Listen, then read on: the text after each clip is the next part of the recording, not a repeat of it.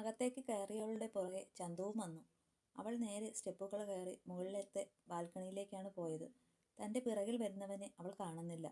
തൻ്റെ കണ്ണുനീർ ആൾക്കൂട്ടത്തിൽ വെച്ച് പെയ്തൊഴിക്കാൻ അവൾക്ക് താല്പര്യമുണ്ടായിരുന്നില്ല.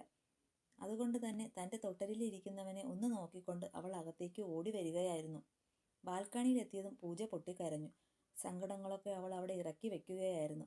ബാൽക്കണിയിൽ നിന്നും കാണാൻ കഴിയുന്നുണ്ട് അവൾക്ക് സ്റ്റേജിലെ പെർഫോമൻസും എല്ലാവരും ആഘോഷിക്കുന്നതുമൊക്കെയും. പൂജയ്ക്ക് എന്തിനൊക്കെയോ സങ്കടം തോന്നി. എല്ലാവർക്കും അവരവരുടെ പ്രണയത്തെ സ്വന്തമായി. തനിക്കോ? എല്ലാവരും ഇഷ്ടപ്പെട്ട ആളോടൊപ്പം ജീവിക്കും. താനോ? എത്ര തന്നെ മനസ്സിൽ നിന്ന് അകറ്റി നിർത്തിയാലും ആ പ്രണയം അവളുടെ മനസ്സിലേക്ക് ഇരച്ചു കയറുന്നുണ്ട്. കണ്ണുനീർ അമർത്തി തുടച്ച് തൻ്റെ പിടഞ്ഞുകൊണ്ടിരിക്കുന്ന തൻ്റെ ശ്വാസം അടക്കി നിർത്തി ഒന്നും സംഭവിച്ചിട്ടില്ലെന്ന മട്ടിൽ വീണ്ടും താഴേക്ക് പോകാനായി തിരിഞ്ഞവൾ കാണുന്നത് മാറോട് കൈചേർത്ത് താടിക്ക് വിരലൂന്നി നിൽക്കുന്നവനെയാണ്. പെട്ടെന്ന് തിരിഞ്ഞവൾ അവനെ കണ്ടതും ഒന്ന് വേച്ചുപോയി. പൂജ!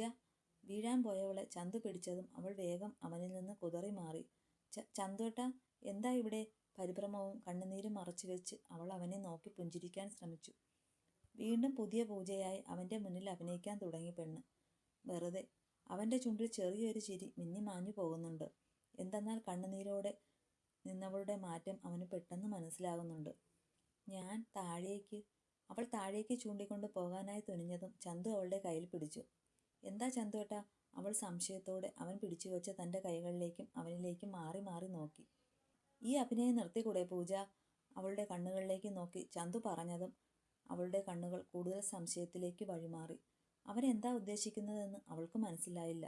എന്തെന്നാൽ ഇപ്പോഴും അവളുടെ മനസ്സിലുള്ളത് ചന്തു മറ്റൊരു പെണ്ണിനെ പ്രണയിക്കുന്നുണ്ട് എന്നാണ്. അതവൾ നേരിട്ട് കേട്ടതുമാണല്ലോ. എന്താ ചന്തുവേട്ടൻ ഉദ്ദേശിക്കുന്നത്? എനിക്ക് പോണം, കൈവിട്. അവളില്ലാത്ത ദേഷ്യം പ്രകടിപ്പിച്ചുകൊണ്ട് അവനോട് പറയുന്നതിനോടൊപ്പം അവൻ്റെ കൈകൾ തൻ്റെ കൈകളിൽ നിന്നും അടർത്തി മാറ്റാനും പെണ്ണ് ശ്രമിക്കുന്നുണ്ട്. ആ നിൽക്ക് പെണ്ണെ, ഞാൻ പറയട്ടെ. ചെറുപുഞ്ചിരിയോടെ പറയുന്നതിനോടൊപ്പം പൂജയെ വലിച്ച് തന്നോട് ചേർത്ത് നിർത്തി ചന്തു. എന്താ ചന്തുവേട്ടാ കാട്ടണേ? വിട്. അവൾക്ക് ഇപ്പോൾ നല്ല ദേഷ്യം തോന്നുന്നുണ്ട്. ചന്തു തന്നെ ചേർത്ത് പിടിച്ചത് പെണ്ണിന് തീരെ പിടിച്ചില്ല. ദേ, അടങ്ങി നിന്നോണം. ഇല്ലെങ്കിൽ നിന്നെ ഇവിടെ നിന്ന് എടുത്ത് ഞാൻ താഴേക്ക് എറിയും. തന്നിൽ നിന്നും കുതറി മാറുന്നവളെ ചെവിയോരം പതിഞ്ഞ ശബ്ദത്തിൽ ചന്തു പറഞ്ഞതും അവൾ ഞെട്ടലോടെ അവനെ നോക്കി. ഒപ്പം കുതിർന്നിടത്ത് നിന്നും അവൾ അടങ്ങി നിന്നു. ഇപ്പോൾ പൂജ ഉള്ളത് ചന്തുവിൻ്റെ കൈകളിൽ അവൻ്റെ മാറോട് ചേർന്നാണ്. ചെറിയൊരു അകലം മാത്രം രണ്ടുപേരും തമ്മിൽ. അവൻ്റെ കണ്ണുകൾ അവളിൽ മാത്രം സഞ്ചരിക്കുന്നുണ്ട്. അവളുടെ വിയർപ്പ് തങ്ങിയ മുഖവും പിടയ്ക്കുന്ന കണ്ണുകളും ഉമിനീരിറക്കുന്ന തൊണ്ടക്കുഴിയും പിന്നെ അവളുടെ പതുപതുത്ത ചുണ്ടിലേക്കും അവൻ്റെ കണ്ണുകൾ ഒഴുകിയെത്തി. എന്നാൽ അവൾ അവളുടെ കണ്ണുകൾ അവനിൽ നിന്ന് മാറ്റുന്നുമുണ്ട്. അവൻ്റെ നോട്ടം അവൾക്ക് അഭിമുഖീകരിക്കാൻ കഴിയുന്നില്ല. അവൻ്റെ ഓരോ നോട്ടവും അവനിലേക്ക് ലയിച്ചു ചേരുന്നത് പോലെ പെണ്ണിന് തോന്നി. എന്തെന്നാൽ ഇപ്പോഴും അവളുടെ കണ്ണുകളിൽ അവനോടുള്ള പ്രണയം കാണാൻ കഴിയും.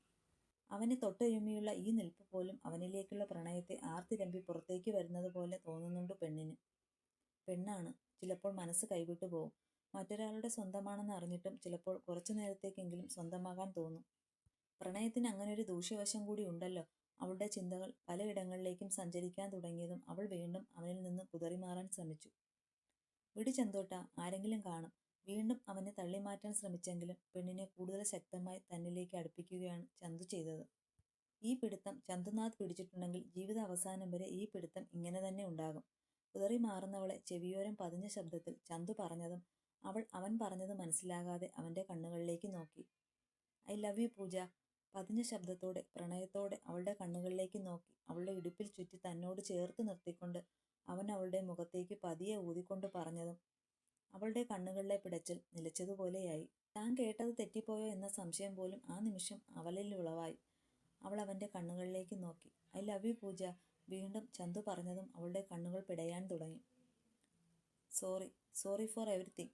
വീണ്ടും അവളുടെ ചെവിയോരം അവൻ മന്ത്രിച്ചതും അവളുടെ ചുണ്ടിൽ ചിരി മിന്നിമായാൻ തുടങ്ങി. താൻ കേൾക്കാൻ ആഗ്രഹിച്ച വാക്കുകൾ. അവളിലെ ഉള്ളം സന്തോഷത്താൽ തുടിക്കാൻ തുടങ്ങിയതും അതേ സമയമായിരുന്നു അന്ന് രാത്രിയിൽ അർജുനോട് പറഞ്ഞ വാക്കുകൾ അവളുടെ ചെവിയോരം വീണ്ടും അലയടിച്ചത്. മനസ്സ് വീണ്ടും വഴിമാറിയതും ആ സന്ദർഭങ്ങൾ മനസ്സിലേക്ക് കടന്നു വന്നതും അവൾ അവനെ ആഞ്ഞു തള്ളിക്കൊണ്ട് ദേഷ്യത്തോടെ നോക്കി. എന്താ, എന്നെ വിഡ്ഢിയാക്കുവാണോ? പൂജയ്ക്ക് എന്തിനൊക്കെയോ സങ്കടം തോന്നി, ദേഷ്യം തോന്നി. ഈ ഒരു നിമിഷം ആഗ്രഹിച്ചതാണ്. പക്ഷേ തനിക്ക് അങ്ങനെ തോന്നുന്നുണ്ടോ? അവളുടെ ദേഷ്യം കണ്ടിട്ട് ചന്തുവിന് ഒന്നും തോന്നിയില്ല. അവൻ്റെ ചുണ്ടിൽ ഇപ്പോഴും പുഞ്ചിരി തന്നെ. പിന്നെ തോന്നാതെ. അപ്പോൾ മറ്റവളെവിടെ പോയി? എന്തേ, അവളെ കെട്ടാൻ പോയിട്ട് കെട്ടിയില്ലേ? അവളിൽ ദേഷ്യം തിളച്ചു മറിയാൻ തുടങ്ങി. ആരേ? പൂജ പറയുന്നതൊന്നും ചന്തുവിന് മനസ്സിലായില്ല. അവൻ എവിടെ മനസ്സിലാക്കാൻ? താനും അർജുനും സംസാരിച്ചത് മറ്റൊരു രീതിയിൽ എടുത്തവളുടെ വാക്കുകളല്ലേ? അന്ന് ഏട്ടനോട് പറഞ്ഞിട്ടില്ലേ ആ സുന്ദരി കൊച്ചിനെ കല്യാണം കഴിക്കാൻ പോവുകയാണെന്ന്?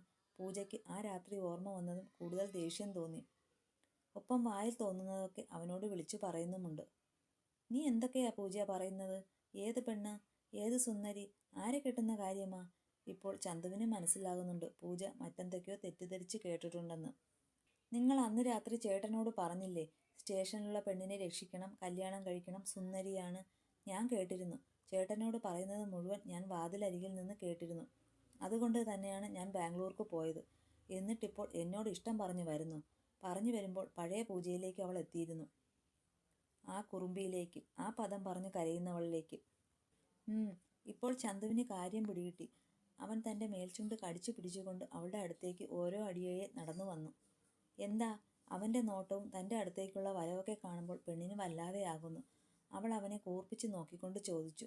ആ പെണ്ണിൻ്റെ കല്യാണം കഴിഞ്ഞു. നല്ല സുന്ദരി കൊച്ചായിരുന്നു. എനിക്ക് ഭാഗ്യമില്ല. അവളെ ACP സാർ അങ്ങ് കെട്ടി. ഇപ്പോൾ ചന്തു വന്ന് നിൽക്കുന്നത് പെണ്ണിൻ്റെ തൊട്ടടുത്തായാണ്. അവളുടെ കൂർപ്പിച്ചുള്ള നോട്ടം കാണുമ്പോൾ അവന് കൂടുതൽ ചിരി വരുന്നു. ACPയോ? അവൾ കണ്ണുമിഴിച്ച് അവനെ നോക്കി. പിന്നെ ഞാൻ കെട്ടണോ? വേണ്ട വേണ്ട, അവൻ ചോദിച്ചതും അപ്പോൾ തന്നെ അവൾ മറുപടി പറഞ്ഞെങ്കിലും അബദ്ധം പറ്റിയെന്ന മട്ടിൽ അവൾ കണ്ണു ചിമ്മി നാവ് കടിച്ചുപോയി. എൻ്റെ പൂച്ചക്കുട്ടി ഇങ്ങ് വന്നേ, പറയുന്നതിനോടൊപ്പം അവളെ വലിച്ചു തൻ്റെ നെഞ്ചോരം ചേർത്ത് വെച്ചു ചന്തു. ദേ, ഈ ചന്തുവിന് ഒരു പെണ്ണിനോട് മാത്രമേ ഇഷ്ടം തോന്നിയിട്ടുള്ളൂ. ആ പെണ്ണിനോട് മാത്രമേ ഇഷ്ടം പറഞ്ഞിട്ടുമുള്ളൂ. തൻ്റെ നെഞ്ചോരം ചേർന്ന് നിൽക്കുന്നവളുടെ കണ്ണിലേക്ക് നോക്കി അവൻ പറഞ്ഞതും അവളുടെ കണ്ണുകളിൽ വീണ്ടും സംശയം നിഴലിച്ചു. അതേത് പെണ്ണ്? പെണ്ണ് അപ്പോൾ തന്നെ സംശയത്തോടെ ചോദിച്ചു. അപ്പോൾ ഈ പക്വതയും രൂപമാറ്റമൊക്കെ വെറുതെ ഒരു പ്രഹസനം മാത്രമായിരുന്നു അല്ലേ? സംശയത്തോടെ പിടയുന്ന കണ്ണുകളോടെ തൻ്റെ ഉത്തരത്തിനായി കാത്തു നിൽക്കുന്നവളോട് കുറുമ്പോടെ അവൻ തിരിച്ചു ചോദിച്ചു. പൂജയ്ക്കൊന്നും പിടികിട്ടിയില്ല. ഒന്നുമില്ല, എൻ്റെ കുട്ടി കുറച്ചുകൂടി വളരാനുണ്ട്, അവൻ ചെറുപുഞ്ചിരിയോടെ പറഞ്ഞതും അവൾ ചിറി മലർത്തി അവനെ കൂർപ്പിച്ച് നോക്കി പറയാൻ തുടങ്ങി. എൻ്റെ പ്രായമാണല്ലോ അനുവിന്. അവളുടെ കല്യാണമായില്ലേ? പിന്നെ എന്താ, ഇത്രയും വളർന്നാൽ മതി. ദേ, എൻ്റെ പ്രായമുള്ള അബി പ്രഗ്നൻ്റായി. ആയി. നിനക്കില്ലാത്ത ഒരു സാധനം അവർക്ക് 2 പേർക്കുമുണ്ട്. ഇപ്പോഴും ചന്തുവിൻ്റെ നെഞ്ചോരം തന്നെയാണ് പെണ്ണ് നിൽപ്പുള്ളത്. എന്ത് കുന്തം! ഇങ്ങനെയൊരു പെണ്ണ്! അവൻ സ്വയം തലയിൽ കൈവച്ചു പോയി. ശരിക്കും ചന്തുവേട്ടനും എന്നോട് ഇഷ്ടമുണ്ടോ?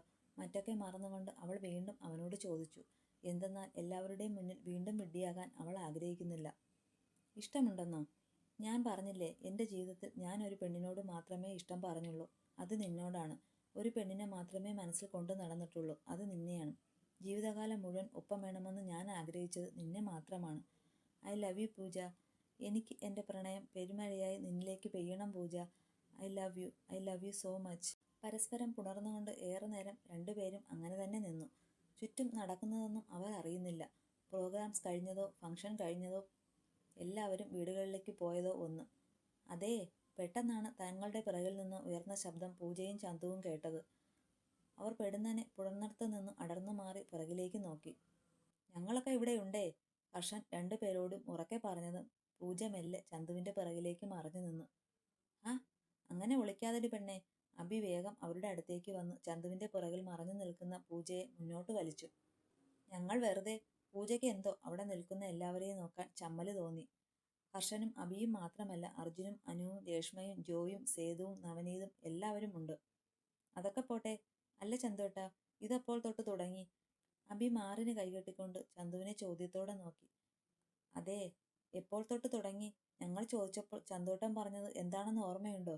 അബിയുടെ അടുത്തേക്ക് അനു വന്ന് അവിടെ ചുമലിൽ കൈ ചേർത്ത് വെച്ചു. അന്ന് ഞാൻ വെറുതെ. ഇവൾ ബാംഗ്ലൂരിൽ പോയ ദേഷ്യത്തിന്. ചന്തുവിന് എല്ലാവരെയും നോക്കാൻ ചെറിയൊരു ചമ്മലുണ്ട്. എന്നിട്ട് ദേഷ്യമൊക്കെ മാറിയോ? അബി ഇല്ലാത്ത ദേഷ്യം നടിച്ചു. അതവളോട് ചോദിക്ക്. രേഷ്മയും അവരുടെ അടുത്തേക്ക് വന്നു. ദേ, ഈ 6 മാസം മനുഷ്യന് സ്വസ്ഥത തന്നിട്ടില്ല പെണ്ണ്. ദേ, ഇവിടേക്ക് വരുന്നതിന് 3 ദിവസം മുമ്പ് പാർലറിലേക്ക് പോയിട്ടാ ഈ മുടിയൊക്കെ മുറിച്ചു വെച്ചത്. ഇല്ലാത്ത പക്വത തോന്നിപ്പിക്കാൻ. പൂജയെ കൂർപ്പിച്ച് നോക്കിക്കൊണ്ട് രേഷ്മ പറഞ്ഞതും പൂജ അവളെ വളിച്ച ഇലിയാലെ നോക്കി. നീ ഇളിക്കേണ്ട, ഞാൻ കാര്യം പറഞ്ഞതാ. രേഷ്മയും ഇല്ലാത്ത ദേഷ്യം നടിച്ചു. ദേ മതി, ഇവളോട് ആര് എന്തെങ്കിലും പറയുന്നത് കേട്ട് അപ്പോൾ തന്നെ കൂടും കുടുക്കയും എടുത്തിട്ട് പോകാൻ പറഞ്ഞത്? ഇല്ലെങ്കിൽ നാളെ എൻ്റെയും അനുവിൻ്റെയും ഒപ്പം നിങ്ങളുടെയും കല്യാണം നടക്കുമായിരുന്നില്ലേ? പറഞ്ഞിട്ട് കാര്യമില്ല, രണ്ടും കണക്ക് തന്നെ. ഇവരെ എന്തിനു പറയുന്നു? ദേ ഇവിടെ നിൽക്കുന്നു രണ്ടെണ്ണം. അർജുൻ പറഞ്ഞുകൊണ്ട് ഹർഷന്റെയും അഭിയുടെയും നേർക്ക് കൈ ചൂണ്ടി. നമ്മൾ എന്തു ചെയ്തു എന്ന മട്ടിൽ രണ്ടുപേരും അർജുനെ നോക്കുകയും ചെയ്തു. എന്താ, ഇവർക്ക് സംഭവിച്ചത് തന്നെയല്ലേ നിങ്ങൾക്ക് സംഭവിച്ചത്? പരസ്പരം ഇഷ്ടമുണ്ടായിട്ടും ഒന്നും പറയാതെ മിണ്ടായിരിക്കുക. എന്നിട്ടെന്തായി? മുടിയും പോയി, അതും പോയി, ഇതും പോയി, എല്ലാം പോയി. മുടിയേ പോയിട്ടുള്ളൂ, വേറെ ഒന്നും പോയിട്ടില്ല. കുറുമ്പോടെ പൂജ അജുവിനെ നോക്കി. എന്റെ പെങ്ങൾക്ക് സംസാരിക്കാനൊക്കെ അറിയാമല്ലേ? പിന്നെ എന്തിനാടി വന്നപ്പോൾ തൊട്ടുള്ള ഷോ? പറയുന്നതിനോടൊപ്പം പൂജയുടെ ചെവിയിൽ പിടിച്ചു അർജുൻ. സോറി സോറി, ഇനി ആവർത്തിക്കില്ല. അവൾ കൊഞ്ചിക്കൊണ്ട് പറഞ്ഞതും ചെറുപുഞ്ചിരിയോടെ അവളെ ചേർത്ത് പിടിച്ചു അർജുൻ. ഇപ്പോൾ തന്നെ അച്ഛനോടും അമ്മയോടും പറഞ്ഞാലോ? എങ്കിൽ നാളെ എന്റേതും അനുവിൻ്റേതും ഒപ്പം നിങ്ങളുടെയും താലികെട്ട് നടത്താമല്ലോ. പൂജയെ ചേർത്ത് പിടിച്ചുകൊണ്ട് ചോദ്യത്തോടെ ചന്തുവിനെ നോക്കി അർജുൻ. ഞങ്ങൾക്കിപ്പോൾ കല്യാണം വേണ്ട, ആദ്യം ഞങ്ങൾ പ്രണയിക്കട്ടെ, അല്ലേ പൂജേ? ചേട്ടന്റെ അരികിൽ ചേർന്ന് നിൽക്കുന്നവളെ വലിച്ച് തന്നോട് ചേർത്ത് വെച്ച് ചന്തു പറഞ്ഞതും അവളും തലകുലുക്കി. ആ, എന്നാൽ അങ്ങനെയാകട്ടെ, സന്തോഷത്തോടെ അർജുൻ പറഞ്ഞതും മറ്റുള്ളവരും ആ സന്തോഷത്തിൽ പങ്കുചേർന്നു. എല്ലാവരുടെയും മനസ്സ് ഇപ്പോൾ ഇരട്ടി മധുരത്തിലാണുള്ളത്. നാളെ അർജുൻ്റെയും അനുവിൻ്റെയും കല്യാണം, ഹർഷന്റെയും അഭിയുടെയും ജീവിതത്തിലേക്ക് പുതിയൊരു അതിഥിയുടെ കടന്നുവരവ്. പ്രണയം നഷ്ടമായിടത്ത് നിന്ന് തിരിച്ചു പിടിച്ച ചന്തുവും പൂജയും എല്ലാം കൊണ്ടും ആ തറവാട്ടിലുള്ളവർക്ക് സന്തോഷമുള്ള നിമിഷങ്ങളായിരുന്നു.